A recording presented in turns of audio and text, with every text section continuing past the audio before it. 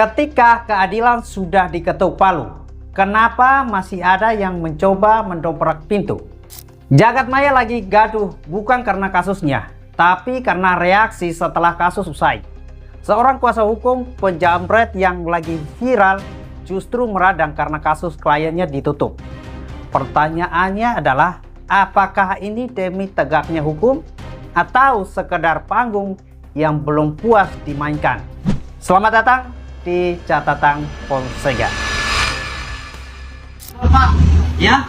Anak saya kemarin menjamret, Pak. Tapi saya tidak terima karena anak saya dikejar-kejar. Dikejar siapa? Kejar si korban itu, Pak. Korban itu mengejar anak bapak? Iya, Pak. Karena anak bapak menjamret? Iya, Pak. Nggak bisa. Kalau jamret dikejar-kejar korban, itu melanggar pasal ya. Pasal yang ada di Konoha ini. Sembarangan aja dia. Dia nggak tahu KUHP. Seharusnya yang mengejar jamret itu urusan kami ya. Bukan urusan korban. Korban itu melapor sama kami. Tunggu 1 kali 24 jam ya. Kasih UUD. Apa itu udah, Pak? Ujung-ujungnya duit. Nah, baru kita proses. Tapi kalau langsung korban langsung mengejar jamret, kalau jamretnya celakaan, nah ini itu langsung dipidana. Oke. Ini kontennya yang Korban jamret kita jadikan tersangka ya. Karena telah lancang melanggar aturannya mengejar-ngejar jamret ya. Sangat dilarang di Konoha ini ya. Kampang tai kucing gitu. Oke ya, kita jadikan tersangka, kita proses itu. Siapa? Anak bapak kan dikejar. Ya. Ajak aja berdamai nanti. Ya. Minta uang yang sebesar-besarnya. Ya, Pak. Tapi jangan lupa bagi dua kita. Ya, ya. Oke? Kill. Siapa? Yo. Kreatifnya di luar mundur. Jamret! Ya. Seharusnya begini ya. Ampun, jangan pukul saya, Pak. Saya kembalikan tasnya, Bapak. Berani-beraninya kamu jamret tas saya. Gak ada ampun. Saya bawa kamu ke polisi. Berhenti! Bapak, kenapa pukul anak ini? Saya ngeliat ya tadi, Pak. Jelaskan ke saya. Tadi saya lagi jalan, Pak. Tiba-tiba dia lari dan ngambil tas saya. Spontan saya langsung pukul dia, Pak. Biar nggak bisa kabur. Tolong bawa dia ke kantor polisi, Pak. Biar kapok, nggak jamret lagi. Bapak ini ngawur ya. Kalau ada masalah, segera lapor ke kami, Pak. Bukan main hakim sendiri. Tapi kan, Pak, kalau saya harus lapor dulu ke buru yang jamret kabur, Pak. Iya, betul Nggak ada ini. tapi-tapi. Perbuatan Bapak sudah masuk pasal penganiayaan. Sekarang Kok bisa? Bapak ikut saya ke kantor polisi. Pasal pembelaannya mana nih? Kasihan sudah dijamret. Saya selaku kuasa hukum keluarga malah jamret di penjara. dengan ini menyatakan Oke. jamret itu nggak bisa ditahan. Berdasarkan pasal-pasal yang ada di Konoha ini, jamret itu perlu perlindungan. Ya, ingat, jamret itu beliau itu mencari uang untuk menghidupi keluarga, untuk mabuk-mabukan. Hah? Jadi jangan mematikan usaha orang. Saya kecewa sama anggota DPR Konoha. Katanya jamret itu bukan harus diberantas. Berantas apanya? Ini pekerjaan ya. Pekerjaan yang sulit perlu sono sini. Jadi semuanya Kerjaan, itu ya? ya. Jamret ini sudah dilindungi di Konoha ini ya. Kalian baca KUHP. Apa itu KUHP, Pak? KUHP kasih uang habis perkara ya. Ini KUHP di Konoha. Ya. Dikit-dikit protes pokoknya jamret harus diberantas. Itu namanya tai kucing ya. Konoha mana mungkin. Ini peluangnya untuk kami ya, untuk ladusing di Konoha itu ada semua bagiannya. Jadi semuanya itu memang UUD, ujung-ujungnya duit. Nah, sekarang di lagi. Udah gue ijazah lho tak Oh, golek ada ijazah ijazah, ya? jamret timbang nganggur ngopo ning omah. Lumayan toh. Tak Ijazah jadi penjamretan jamret ada, iki. coy. Jasa jambret. Waduh. Ini gunanya ngejambret ngono. Aman nek saiki nek ijazah. Wih. Cocok iki. Iya. Wis, modal jambret lah aku. Besok kayak sikit anen. Kebayang. Tadi sudah ada hukum yang melindungi penjamret. Sekarang ada ijazahnya untuk penjamret. Lengkaplah sudah. Lengkaplah sudah penderitaan korban kalau ini. Nanti ke depannya kalau kalian dijamret, pasrah saja. Nggak usah melawan. Karena sudah ada hukum yang melindungi. Sekarang sudah ada ijazahnya. Waduh, kocak memang ini. Siapa? Siapa di sini yang keluarga jamret? Kebiasaan ya, keluarga disuruh jamret. Perbuatan terlarang itu. Di mana lokasi kejadiannya? Hah? Di sini, Pak. Oh, di sini. Berarti kejadiannya itu di sekitaran sini. Iya, Pak. Oh, kecelakaan kemarin ya akibat jambret pada sini berarti mati. Memang ya kebiasaan, kenapa pula jambret itu dikejar-kejar ya? Masuk laporan ini ya. Yang korban kena jambret siapa? Saya, Pak. Kamu jangan biasakan ya. Kenapa pula kau kejar-kejar jambret itu? Kalau ada jambret, sudah nggak usah dikejar. Kalau kecelakaan kayak gini ya, kamu tersangka kamu ya. Jambret itu sudah dilindungi di Perumahan ini. Kok saya jadi tersangka, Pak? Gak usah banyak omong, Saya ini polisi. Apa itu polisi, Pak? Pada seorang lihat situasi. Kalau situasi kayak gini, wajar lah ya. Kau itu jadi tersangka, pokoknya kau ditahan ya. Ada-ada Wajar, aja ya. Kamu kreativitas sudah ini. dilindungi, aman ya. Kamu ikut saya ke kantor ya, kamu. Kesan kamu ya. Jalan ya. Jalan kamu ya, kebiasaan kamu ya. Jalan kamu ya, jalan. Jalan ya. Kebiasaan kamu ya. Kalau dicabut itu biarkan aja ya. Yang betul nih. Cukup. Udah. Saya yang ngejamret, saya juga yang di penjara. Kampang. Tai kucing kau. Kebayang nggak? Kamu yang dijambret, kamu juga yang dipenjara. Lah, penjahatnya bebas berkeliaran. Waduh. By the way, ada aja ya orang-orang seperti ini, idenya brilian sekali loh. Tidak habis kebayang ya kalau benar-benar ada sekolah penjambretan. Dan juga ada undang-undang yang melindungi para penjambret ini. Dari hal-hal kecil begini bisa merambat ke hal-hal besar ya teman-teman semua. Korban yang mencoba melakukan pembelaan diri ini tidak bisa karena nggak tahu lagi lah hukumnya seperti ini nih. Nah teman-teman semua, kebayang nggak kalau di negara kita berlaku hal-hal seperti ini? Saya yakin akan terjadi trust issue atau ke para penegak hukum ya teman-teman semua. Kalau bayangin kita pengen mau mengadu tapi malah kita yang jadi tersangka, apalagi ada ujung-ujungnya duit itu. Waduh, ini bahaya sekali kalau semua masalah diselesaikan dengan uang, semua masalah beres, yang penting ada duitnya.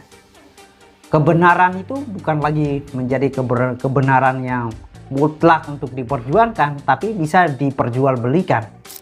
Baik, saya selaku kuasa hukum dari pihak jambret meminta keadilan untuk keluarga jambret. Saya kecewa dengan masyarakat Indonesia Minta yang keadilan. lebih memilih untuk mendukung pihak korban jambret daripada pihak jambret. Kalian adalah orang-orang diskriminatif yang membeda-bedakan pekerjaan orang lain. Jambret juga manusia, bos. Beliau adalah tulang punggung keluarga yang mencari rezeki untuk keluarganya. Dan saya juga kecewa dengan pihak DPR. Bagaimana bisa untuk kasus ini kalian ada pada arah yang benar? Saya lebih kecewa lagi dengan pihak kepolisian. Bagaimana bisa pihak kepolisian berubah haluan cuman gara-gara viral ditekan netizen, kalian berubah ke arah yang benar? Saya berharap adanya tali asih, maksud saya keadilan kepada pihak keluarga jambret. Saya berharap pihak pelaku atau mantan tersangka untuk memberikan ganti rugi berupa tali asih untuk pihak keluarga jambret. Saya tidak dibayar dalam kasus ini. Ya karena belum cair sih. Wakapolri sebut warga lebih suka lapor damkar karena kepolisian kalah cepat. Lah, Anda kemana saja kocak? Kok baru bangun sekarang? Atau dari dulu kalian sudah sadar tapi kalian diamkan? Tapi nggak apa-apa lah ya, toh kemarin baru keluar survei, katanya 76% masyarakat percaya kepada kepolisian. Walaupun kita nggak tahu itu survei keluar dari belahan bumi mana. Aduh. Hanya di Indonesia jambret punya pengacara. Nah, ini ya. Hanya di Indonesia jambret mati, pengacaranya minta uang kerohiman kalau mau damai. Hanya di Indonesia pengacara sepi pekerjaan, akhirnya alih profesi jadi jambret.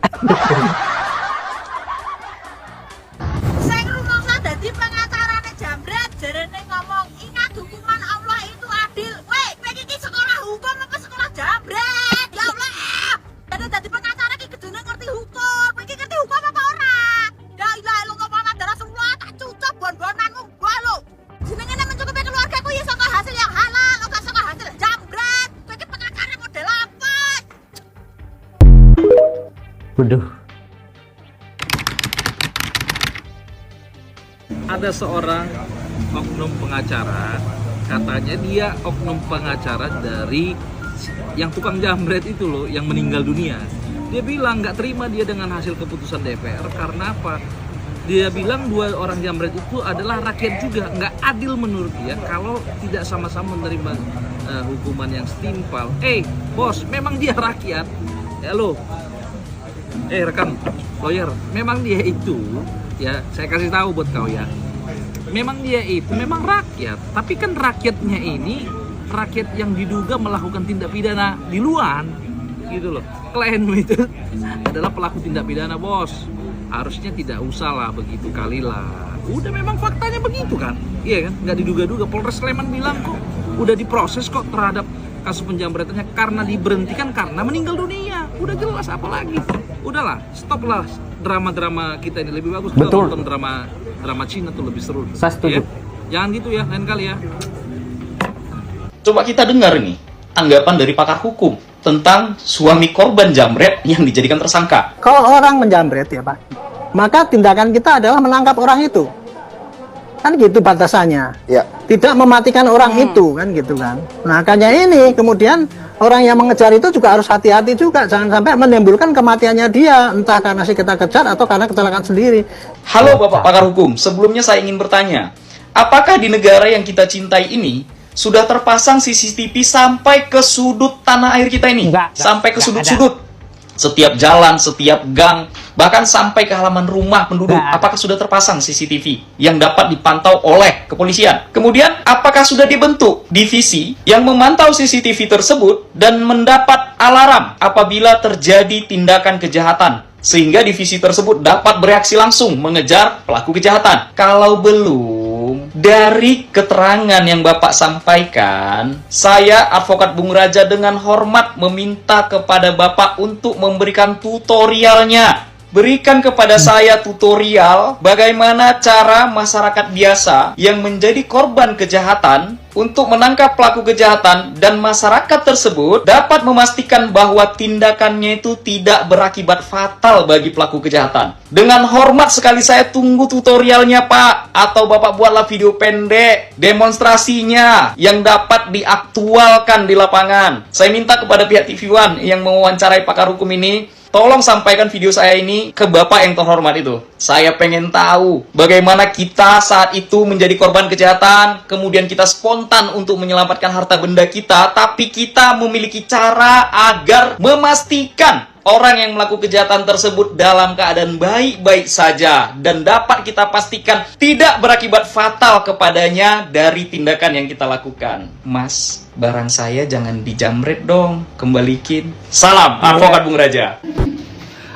Keren banget ya. Jambret punya pengacara. Ikut ketawa saya. Memang sih ya, setiap warga negara itu memang berhak sih punya pengacara kalau bila mereka tuh apa itu punya masalah gitu. Namun jadi pertanyaan itu yang jadi ketawa itu kan, jambret gila kok punya pengacara. Aduh. Jadi ceritanya begini nih. Yang pengacara yang meninggal kemarin tuh yang 2 itu kasus Hogi itu kan diberhentikan sama DPR ya. Diberhentikan sama DPR. Artinya tuh kasus itu ditutup gitu kan ya. Dan si Hogi sendiri tuh tidak dijadikan tersangka, artinya tuh dibubarkan lah. Nah, ini pengacara itu nggak terima. Pengacara yang jambret itu nggak terima gitu loh. Akhirnya kan saya cari tahu gitu kan ya. Saya cari tahu gitu kan, ternyata gitu kan ya. Ternyata tuh 2 jambret yang meninggal itu tuh asalnya tuh Sumatera Selatan sana. Oke. Di daerah tuh Pagar Alam ya. Yang jambretnya itu. Dan secara kebetulan pula lawyernya si Pisnan Hartono itu juga berasal dari Sumatera Selatan sana, juga dari Pagar Alam gitu kan. Saya tidak mengatakan mereka saudara loh ya, kebetulan satu daerah itulah.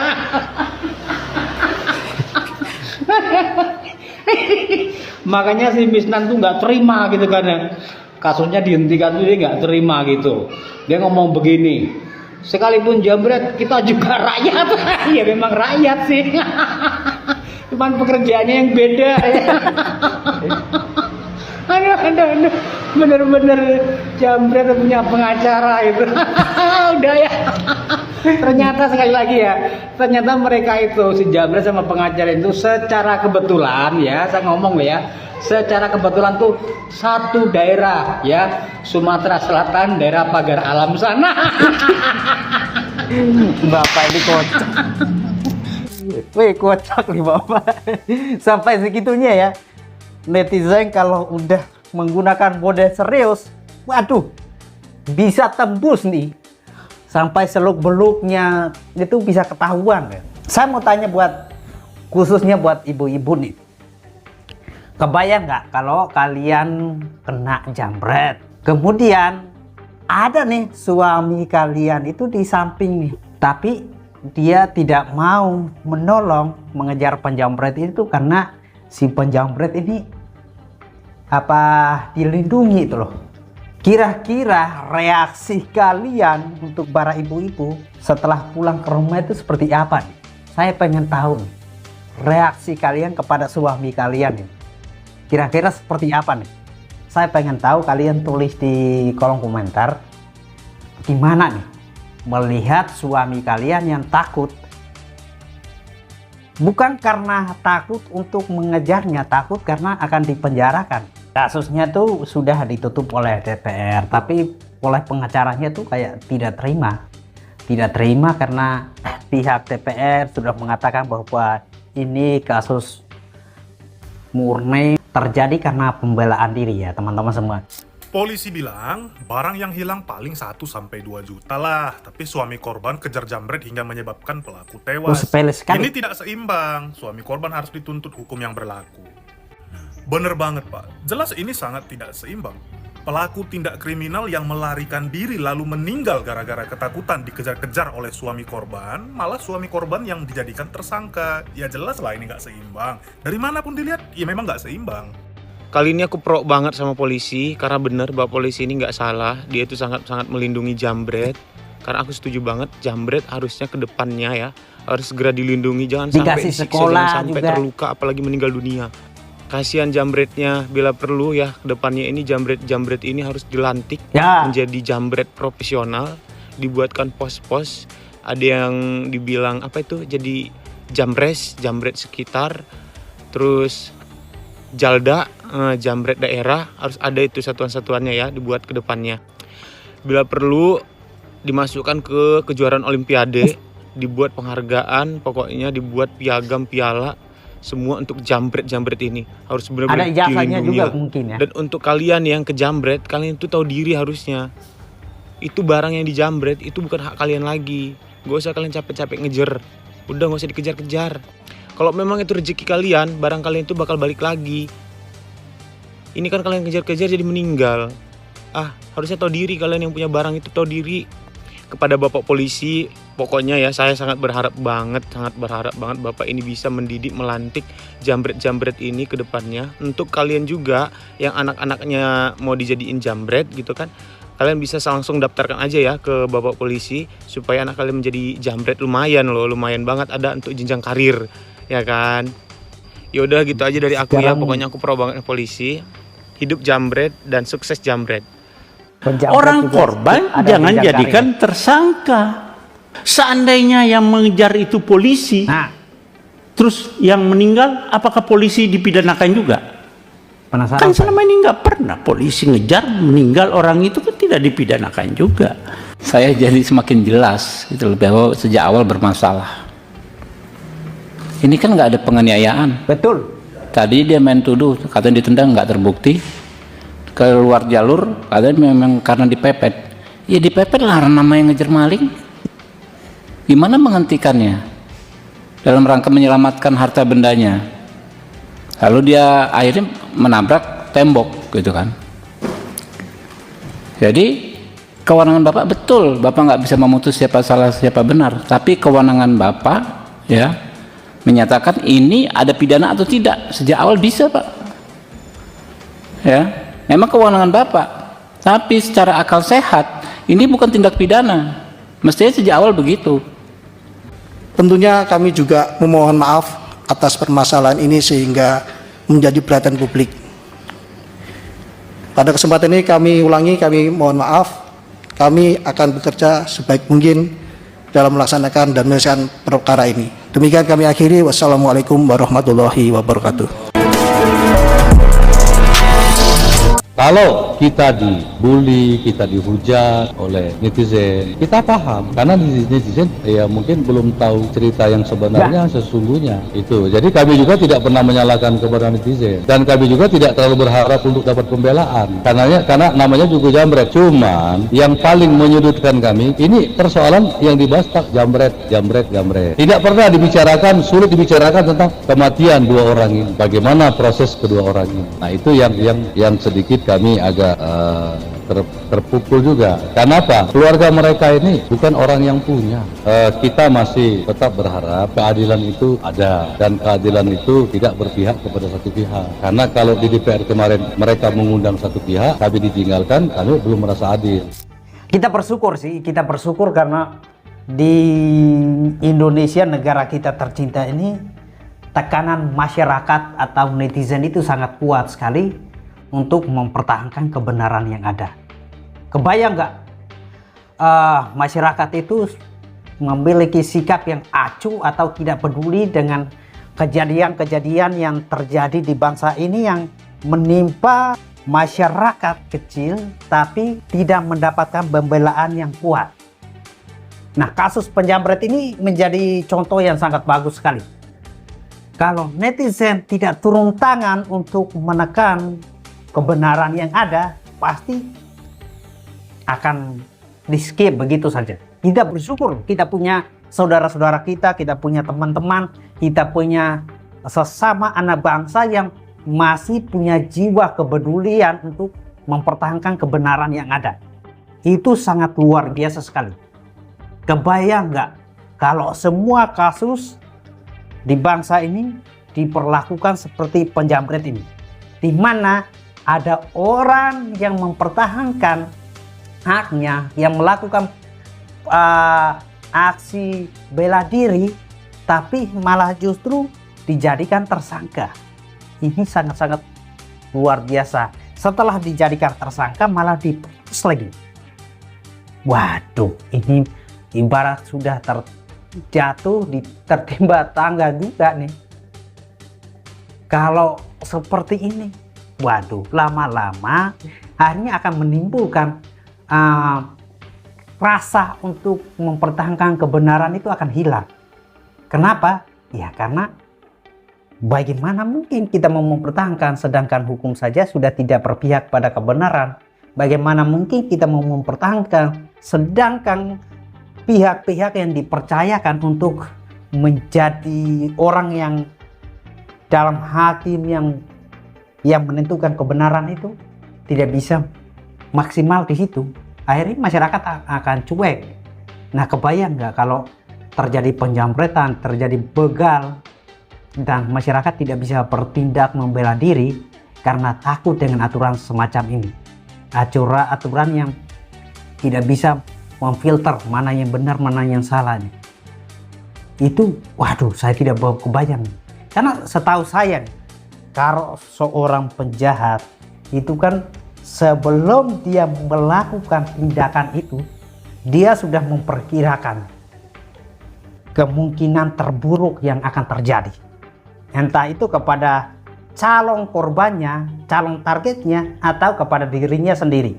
Dia sudah mengandai-andaikan, kalau saya melakukan aksi ini, kemungkinan terburuknya adalah saya atau calon korban saya itu bisa nyawa hilang. Kemungkinan yang paling rendah adalah berurusan dengan kepolisian. Dan itu saya yakin sekali mereka sudah mempertimbangkan itu semua. Bagaimana tanggapan teman-teman semua tentang kasus ini? Akhirnya berada di jalan track yang benar. Tulis di kolom komentar. Peace.